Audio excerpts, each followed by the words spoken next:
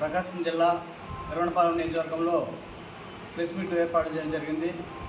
అయితే ఈ యొక్క కార్యక్రమానికి వచ్చిన ముందుగా యాదవ సోదరులందరికీ నా యొక్క ధన్యవాదాలు, అలాగే పత్రికా విలేకరులకు కూడా ధన్యవాదాలు తెలుపుతున్నా.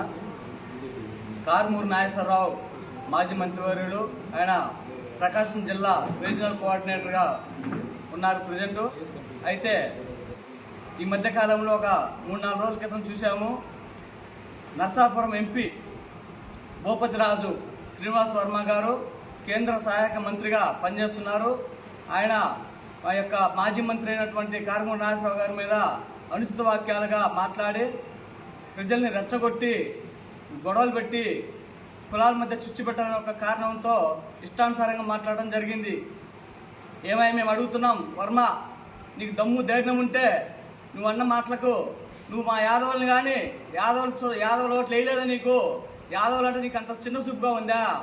నీకు ఆయన మంత్రిగా ఉన్నప్పుడు ఆ యొక్క నియోజకవర్గం ఎంత అభివృద్ధి చేశాడో పోయి తెలుసుకో.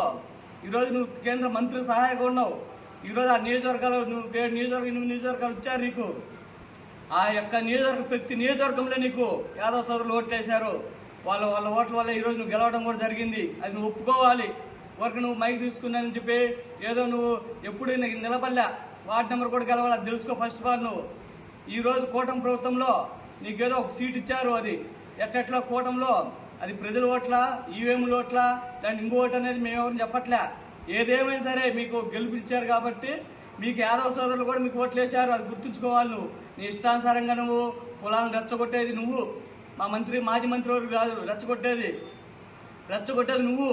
నువ్వు రెచ్చగొట్టి నువ్వు రేపు మళ్ళీ ఉండవో తెలియదు, నీ సీట్ ఉండదో తెలియదు. కాబట్టి ఏదైనా రాజకీయం మాట్లాడండి, అంతేగాని కులాలను రెచ్చగొడతా అనిల్ కుమార్ని అంటావు, మాజీ మంత్రి కారుమూరి నాగేశ్వరరావు అంటావు. నువ్వెంత చెప్పు ఫస్ట్ ఆఫ్ ఆల్.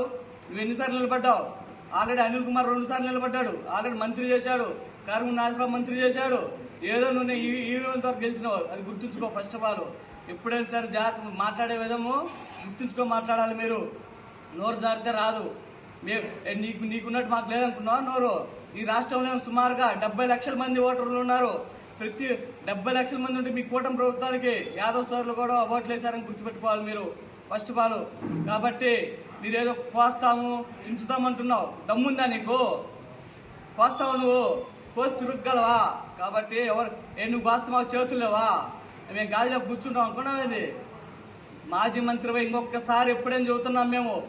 అక్కడే కాదు, రాష్ట్ర వ్యాప్తంగా యాదవ సోదరులని ఎవరినైనా సరే వైఎస్ఆర్సీపీ తరఫున మీరు అధికారం ఉందని ఒకే ఒక కారణంతో ఇష్టానుసారంగా ఇబ్బందులు పెడుతున్నా మాట్లాడినా సహించేది జరగదు. మేము ముందే హెచ్చరిస్తున్నాం.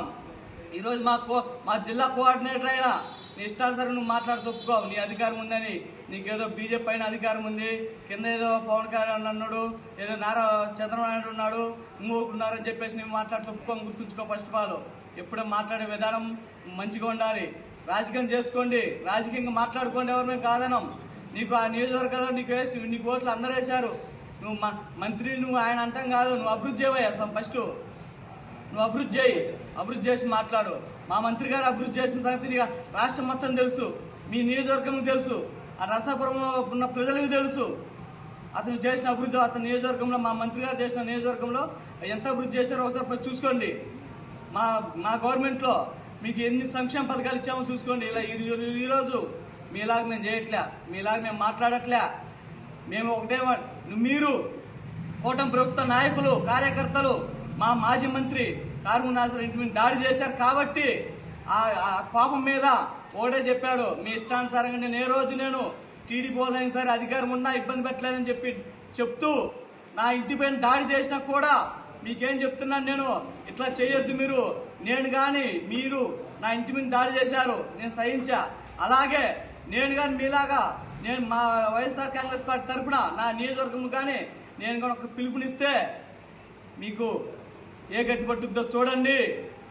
మీ రాజకీయంగా నా రాజకీయంగా చూడలేదని చెప్పేసి సభాముఖంగా ఆ రోజు తెలియజేశాడే తప్ప నీలాగా గొంతు కోస్తా, కాళ్ళు కోస్తా ఈయనలే. గుర్తుంచుకో, ఈరోజు నువ్వు రాష్ట్రంలో కేంద్ర మంత్రిగా ఉన్నావంటే నీకు అంతో ఎంతో మా యొక్క ఓట్లు నీకు వేసినాం కాబట్టి మేము చేసి పెద్ద తప్పు అని చెప్పేసి ఈరోజు రాష్ట్ర వ్యాప్తంగానే అలాగే ఎర్రగొండపాలెం నియోజకవర్గం తరఫున మేము ఖండిస్తున్నాం. నీకు ఈసారి చూస్తాం, నీ చేతన అయితే గెలుచుకో.